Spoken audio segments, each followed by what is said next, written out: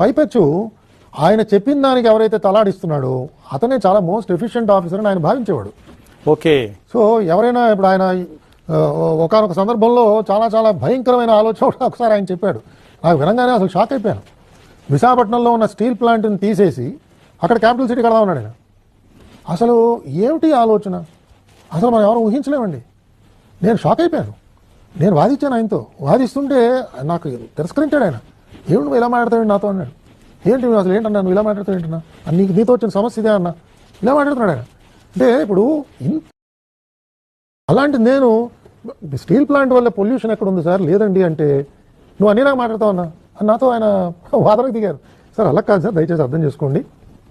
City మధ్యలో ఉందన్న అది తీసేసి 33,000 ఎకరాలు అక్కడ క్యాపిటల్ సిటీ కట్టేద్దాం ఉన్నాడు ఆయన.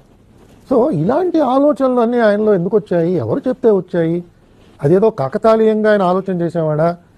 దాంట్లో సమర్థులైన వాళ్ళు అనేక మంది సమాజంలో ఉన్నారు. ఒక ముఖ్యమంత్రి తలుచుకుంటే